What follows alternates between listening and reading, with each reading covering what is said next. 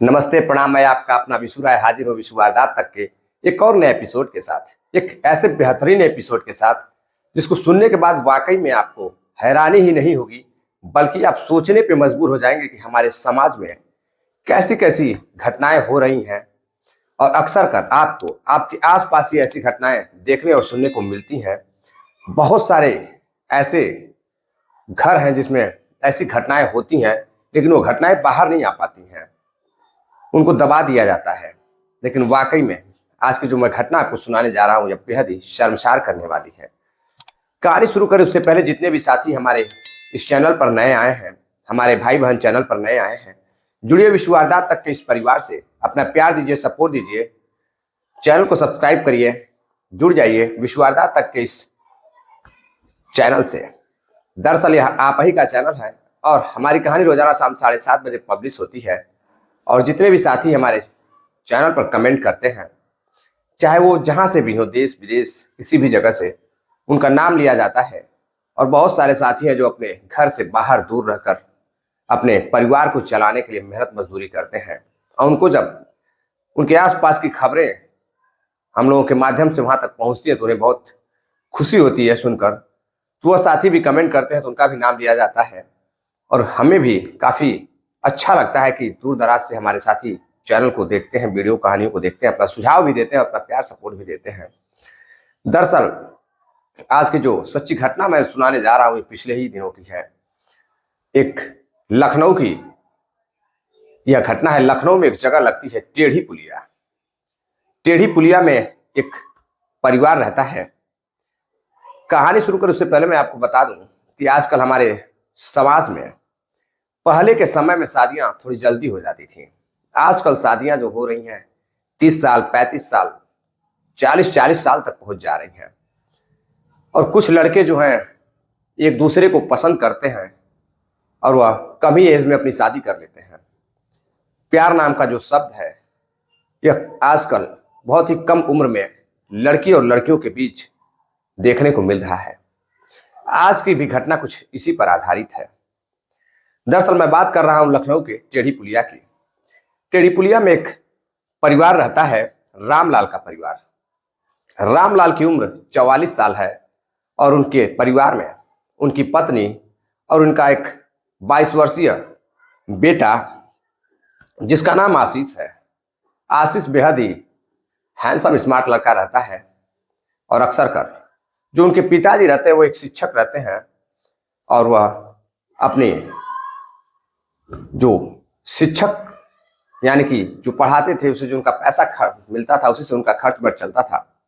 इकलौता लड़का आशीष भी कुछ करता नहीं था, पढ़ाई लिखाई करता था और वह अपने पिता के ही कॉलेज में, इंटर कॉलेज में ही पढ़ता था और पढ़ाई में भी काफी अव्वल था। अब एक दिन जब वो स्कूल जाता है तो उस स्कूल में एक नई लड़की का एडमिशन होता है। उस लड़की का नाम करिश्मा रहता है। अब करिश्मा वाकई में बेहद ही खूबसूरत रहती है और जो करिश्मा रहती है उसके पीछे कई सारे स्कूल के लड़के पड़े रहते हैं। लेकिन जब एग्जाम होता है, एग्जाम में नंबर की बात आती है, कॉपी चेक करने के लिए उस शिक्षक के घर जाती है, आशीष के पिताजी के घर, तो वह लड़की अपने उस सब्जेक्ट में बहुत ही कम नंबर पाती है। अब उसको डर रहता है कि कहीं वह इस सब्जेक्ट में फेल ना हो जाए। तो आशीष के पास जाती है, बातचीत करती है और कहती है, आशीष मेरा जो आज का पेपर था काफी खराब हुआ है और मैं चाहती हूं कि अपने पापा से कह के तुम मेरा नंबर बढ़वा दो ताकि आगे मैं अच्छे से तैयारी करूं। घर वालों को पता चला तो बहुत ही डांट पड़ेगी, पिताजी बहुत डांटेंगे। अब आशीष जैसे ही उस लड़की की प्यारी प्यारी बात सुनता है तो वह करिश्मा में खो जाता है। वह मुस्कुराते हुए कहता है कि ठीक है, तुम घबराओ नहीं, तुम पास हो जाओगे। अब जो आशीष रहता है वो अपने पिताजी से कहता है कि पिताजी, हमारे क्लास में जो लड़की करिश्मा है उसके घर उसकी माँ की तबीयत बेहद खराब थी, इसलिए वो पढ़ाई कर नहीं पाई और आपके ही सब्जेक्ट में उसका नंबर कम आने वाला है। उसका जो है एग्जाम सही हुआ नहीं है।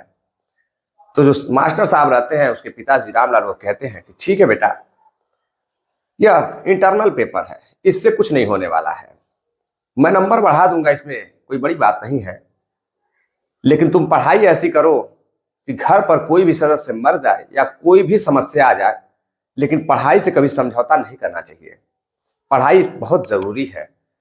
उसके पिताजी नंबर नहीं बढ़ाते हैं। अब आशीष को बुरा लगता है और वह अगले दिन जब स्कूल जाता है तो जो उसकी दोस्त रहती है करिश्मा पूछती है कि क्या हुआ, तो आशीष बताता है कि मेरे पिताजी ने मेरी बात नहीं सुनी, वो अपने वसूल के बहुत पक्के हैं, उन्होंने कहा है कि ठीक है अभी ये नॉर्मल पेपर है, इंटरनल पेपर है, इससे कुछ नहीं होने वाला है, आगे का जो पेपर होगा उसमें उससे कहो कि वह बेहतर करे। अब लड़की बेहद उदास हो जाती है। छुट्टी होने के बाद आशीष उससे कहता है कि घबराओ नहीं, तुम आगे की तैयारी करो, तुम्हारे अच्छे नंबर आएंगे, मैं तुम्हारी मदद करूंगा।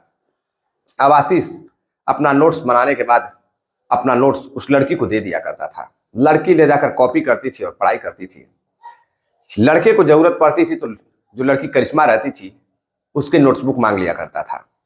अब धीरे धीरे नोट्सबुक की अदला बदली होने लगती है, दोनों एक दूसरे के नोट्सबुक से पढ़ने लगते हैं और दोनों ही उस क्लास में बेहतर रहते हैं। लेकिन जैसे ही फाइनल एग्जाम आता है दोनों अपनी अपनी पढ़ाई पे ध्यान देते हैं और इंटर क्वालिफाई करने के बाद, इंटर की परीक्षा पास करने के बाद दोनों पास के ही एक डिग्री कॉलेज में एडमिशन ले लेते हैं। जब दोनों का एडमिशन पास के ही एक डिग्री कॉलेज में हो जाता है तब दोनों की दोस्ती जो रहती है धीरे धीरे आगे बढ़ने लगती है। दोनों एक दूसरे को फोन कर बताते हैं कि मैंने फलाना स्कूल में कॉलेज में एडमिशन करा लिया है, तो लड़की भी बताती है कि मैंने भी उसी कॉलेज में एडमिशन कराया है, शहर का जाना माना कॉलेज है। अब दोनों बेहद खुश होते हैं।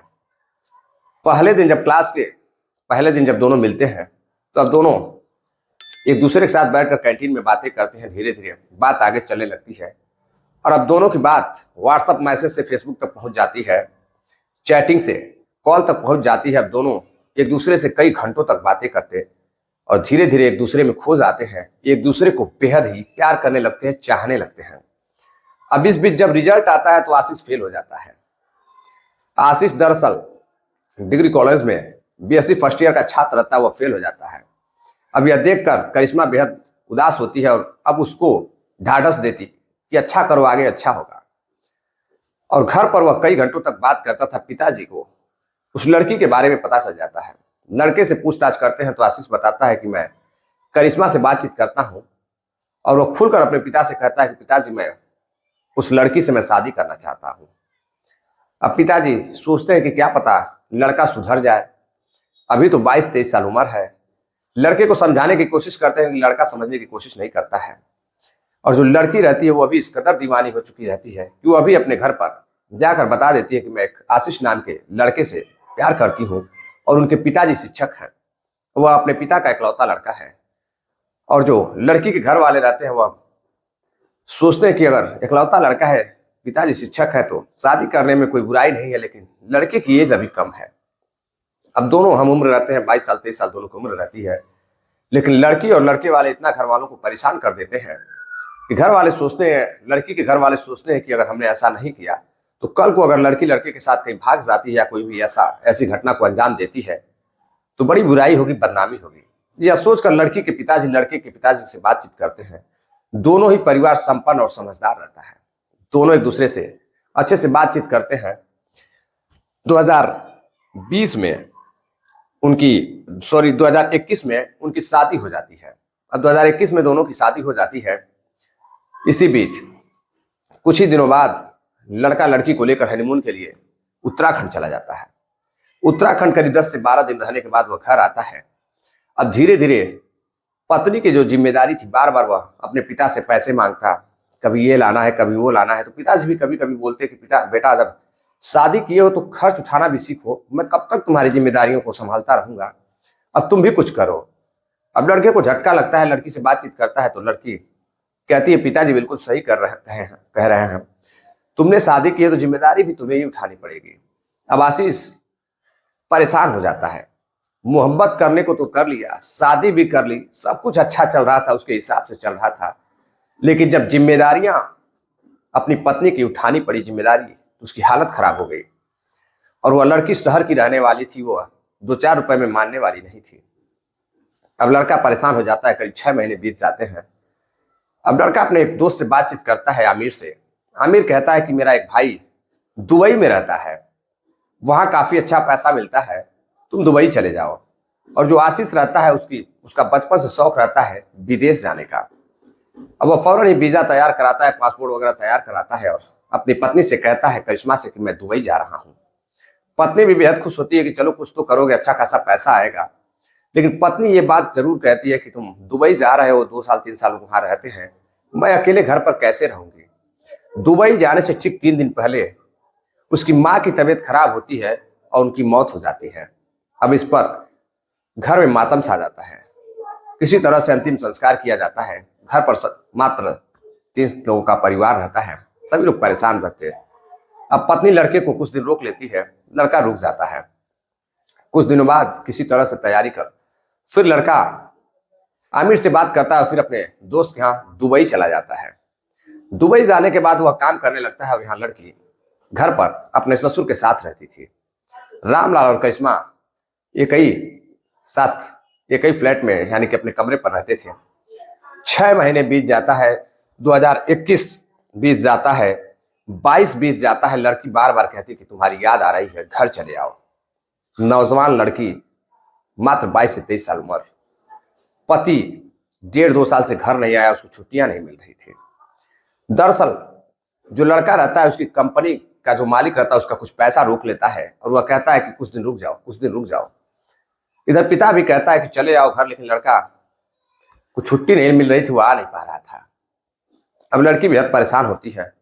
अब एक दिन लड़की जैसे ही अपने ससुराल से मायके जाने के लिए तैयार होती है, तो ससुर जी कहते हैं, बेटा मैं अकेले रहूंगा, शाम तक घर आ जाना। वह जाती है और वहां से फौरन ही घर आ जाती है। घर आती है, जैसे ही वह कमरे में जाकर कपड़ा बदल रही होती है, तभी ससुर जी अचानक से कमरे में चले जाते हैं और लड़की को कपड़ा बदलते हुए देख लेते हैं। लड़की जैसे ही पीछे मुड़ती है तो देखती है पीछे ससुर जी खड़े हैं। वह शर्मा जाती है, कहती है, ससुर जी आप? तो ससुर जी कहते हैं कि बेटा गलती हो गई, मैंने ध्यान नहीं दिया। अब लड़की कहती है, कोई बात नहीं, आप आ जाइए। अब ससुर जी भी शर्माते नहीं है, रामलाल वहां बैठ जाते हैं। अब दोनों एक दूसरे से बातचीत होने लगती है और धीरे धीरे बात इस कदर आगे बढ़ जाती है कि जो ससुर रहते हैं अब अपनी ही बहू के साथ शारीरिक संबंध बनाने लगते हैं। लड़की भी ससुर के साथ शारीरिक संबंध बनाने लगती है और अब यह प्रेम मोहब्बत इस कदर ससुर और बहू की आगे बढ़ चुकी थी कि लड़का फोन करे ना करे, पति फोन करे ना करे, लड़की को कोई फर्क नहीं पड़ता था। 2 साल से अधिक बीत चुके थे, लड़की बुला बुला के थक गई थी। अब लड़की अपने ससुर के साथ शारीरिक संबंध बनाने लगती है। जो उसकी जरूरतें थी वह ससुर के साथ वो पूरी करने लगती है। लेकिन कुछ ही दिन बीतता है, 2023 भी आ जाता है। 2023 में भी वह कई बार फोन करता है, लड़की आने के लिए कहती है कि हमारी शादी को 2 साल से अधिक हो गए, आखिर कब आओगे, मैं ऐसे कैसे रहूंगी, मेरी भी कुछ जरूरतें हैं, मेरा भी मन है। लड़का किसी तरह समझाता है, वीडियो कॉल पे बात वगैरह करता है, लेकिन अब लड़की हार नहीं मानती है। बार बार उसको प्रेशर देती है आने के लिए, वो जब तैयार नहीं होता है तो फिर एक दिन जब वह नहाकर कमरे में जाती है तो ससुर भी फिर कमरे में जाता है और लड़की के साथ बैठकर बातचीत करने लगता है और ससुर और बहू फिर एक दूसरे के साथ बातचीत करने लगते हैं। अब लड़का आने के लिए फोन करता है कि मैं अगले महीने घर आ रहा हूं। ससुर कहते हैं, कुछ दिन और रुक जाओ बेटा, कुछ और पैसे कमा लो, उसके बाद आना, यहाँ सब कुछ सही चल रहा है। लड़की भी मना करने लगती है। अब लड़का परेशान हो जाता है कि आखिर ऐसा क्या हो गया। अब लड़का शक करने लगता है कि कहीं कुछ घर पे समस्या तो नहीं चल रही है, कहीं उसकी पत्नी का किसी से अफेयर तो नहीं चल रहा है। वह बार बार अब घंटों घंटों अपनी पत्नी से बात करता है, लेकिन उसकी पत्नी का नंबर वेटिंग में नहीं जाता। तो वह इस बात से खुश था कि मेरी पत्नी किसी और से बात नहीं करती है। अब एक दिन फिर से ससुर और बहू शारीरिक संबंध बना रहे थे, इसी बीच उसका फोन आ जाता है और वीडियो कॉल देखते ही लड़की ससुर को वहां से हटाती है और खुद वीडियो कॉल पे आ जाती है। लेकिन जिस स्थिति में वह रहती है, लड़का बड़ा अचंभव होता है, लड़के को आश्चर्यचकित होता है कि इस तरह से कमरे में उसकी पत्नी सो रही है। तो वह बात करती है, बताती है कि वो कुछ वीडियोस वगैरह देख रही थी, इसलिए इस स्थिति में है। आखिर वह क्या कर सकती थी? वह कई बातें बनाती, बहाने बनाती है। इसी बीच धीरे धीरे अब दिसंबर आ जाता है। अब जो लड़का रहता है 22 दिसंबर 2023 को फ्लाइट पकड़ता है और सीधे घर आ जाता है। घर आने के बाद अपने पत्नी से मिलता है। पत्नी भी खुश रहती है, पति भी खुश रहते हैं, उसके पिताजी भी बेहद खुश रहते हैं। घर पर छोटी मोटी पार्टियां होती है, उसके दर दोस्त आते हैं, सब कुछ बढ़िया चल रहा था। अब लड़की अपने पति के साथ शारीरिक संबंध बनाती तो जो ससुर होते वो अब धीरे धीरे आग बबूला होते। वह बार बार लड़कियों को कहते कि तुम ससुराल चले जाओ, घुमाओ, बहन के पास चले जाओ, घुमाओ, कहीं ना कहीं उसको भेजने की चक्कर में रहते। अब ससुर जी को भी अपनी बहू की लत लग चुकी थी। जो बहू थी वो आप अपने पति से संतुष्ट नहीं हो रही थी। लेकिन इसी बीच जब 2-4 दिन बीतते हैं तो जो उसका पति रहता है वह घर पर ही रहता है। अचानक से जो करिश्मा रहती है उसके पेट में दर्द होने लगती है। अब यह बात दर्द की जैसे ही आशीष को पता चलती है, आशीष बेहद हैरान होता है कि उसकी पत्नी को अचानक से ऐसा क्या हो गया। दोनों की लव मैरिज हुई रहती है। वह फौरन ही पत्नी को लेकर हॉस्पिटल जाता है, इलाज कराता है। डॉक्टर कुछ चेकअप लिखते हैं, चेकअप होता है तो पता चलता है कि लड़की 3 महीने की प्रेग्नेंट है। अब लड़का परेशान हो जाता है जैसे यह बात सुनता है कि वह तो मात्र 2-3 दिन हुए हैं उसको आए और लड़की 3 महीने की प्रेग्नेंट कैसे हो गई। अब हैरानी की बात रहती है उसके लिए। तो फिर से दूसरे हॉस्पिटल जाता है, इलाज कराता है तो फिर से वही बात सामने आती है। तो अपने पत्नी से पूछताछ करता है तो पत्नी बताती है कि यह बच्चा तुम्हारे पिताजी का है। और जैसे ही यह बात करिश्मा सुनती है कि यह बच्चा उसके पिताजी यानी कि रामलाल की है, वह शॉक्ड होकर गिर जाता है। उसको झटका लग जाता है कि आखिर ये मैं क्या सुन रहा हूं।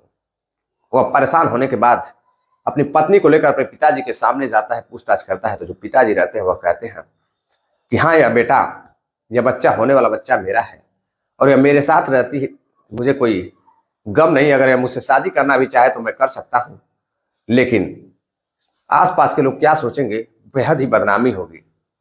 अगर यह लड़की किसी और के साथ प्रेम संबंध बनाती है, उसके साथ ऐसा करती तो फिर क्या होता।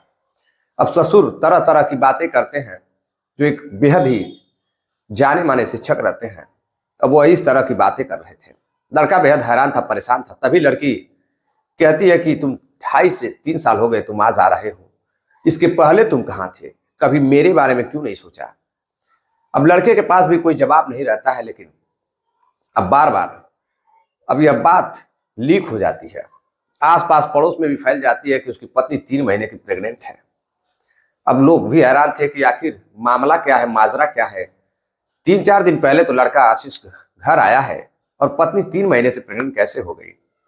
अब जैसे ही बाहर निकलता तो उसके दोस्त उसको ताने मारते हैं कि 3 साल क्या 5 साल रहते, कुछ दिन बाद आते तो तुम बच्चा हाथ में होता, तुम बच्चे खिलाते, तरह तरह की बातें करते हैं। आप लोग जानते ही है कि गांव शहर में कैसे लोग ताने मारते हैं। अब लड़का परेशान होता है। परेशान होने के बाद ससुराल वालों को फोन करता है, फोन करके बुलाता है और उनकी हकीकत लोगों को बताता है। तो ससुराल वाले भी अचंभव रहते हैं। लेकिन वह गलती भले ही मास्टर और लड़की की थी, लेकिन वह डांट आशीष को ही रहे थे कि जो कुछ भी हुआ है इसके जिम्मेदार सिर्फ तुम हो। लड़की भी थी, लड़की भी की कुछ ख्वाहिशें थी, लेकिन तुमने उन ख्वाहिशों को पूरा करने के बारे में कभी सोचा ही नहीं। नई नवेली पत्नी थी, सिर्फ शादी करने से काम नहीं चलता है। अब कई तरह की बातें होती, लड़का रखने को तैयार नहीं होता। अंततः लड़की पंचायत बुलाई जाती है, सारे रिश्तेदार लड़के के आते हैं, सारे लोग आते हैं। और जिस बेइज्जती को बचाने के लिए ससुर अपने बेटे को बता रहे थे कि बेइज्जती होती बाहर अगर ऐसा करती तो, और उसी ससुर की अब बदनामी होने लगती है कि जो बेटा अपनी पत्नी को आपकी जिम्मेदारियों पर छोड़कर गया था, आपने उसके साथ ऐसा क्यों किया। हो सकता है लड़की बहक गई हो, लेकिन आप तो समझदार थे। अब वो अभी अपनी गलतियों को मानने के लिए तैयार नहीं थे। दोनों तरफ के रिश्तेदार आते, उनको समझ में नहीं आ रहा था कि अंततः वह करे क्या। लड़का लड़की को तलाक दे देता है, लिखित कार्रवाई करता है, पुलिस भी आती है, बातचीत होती है, समझाती है, लेकिन लड़का समझने को तैयार नहीं था।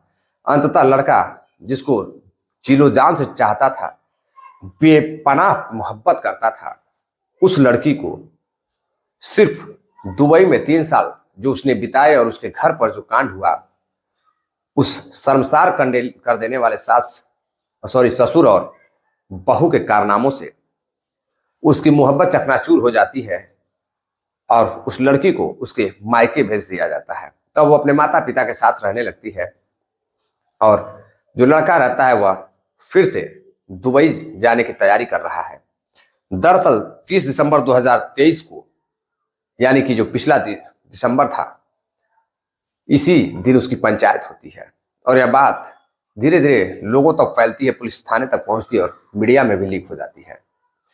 दरअसल इस घटनाक्रम को सुनाने का उद्देश्य आपको जागरूक करना है, सावधान करना है, किसी को हैरान करना या परेशान करना नहीं है। इस घटना को सुनकर वाकई में लग रहा है कि यह घटना काल्पनिक है, लेकिन आजकल समाज में यही सब देखने को लगभग मिल रहा है। मैं भी, बहुत सारे साथी कमेंट करते हैं कि आप सिर्फ प्रेम संबंध से ऐसी जुड़ी खबरें लेकर आते हैं। दरअसल जो और सारी छोटी मोटी खबरें होती हैं वो मात्र 2 से 3 लाइनों की होती हैं, तो वह कहानी में बना भी नहीं पाऊंगा आपके लिए और आप सुन भी नहीं पाएंगे।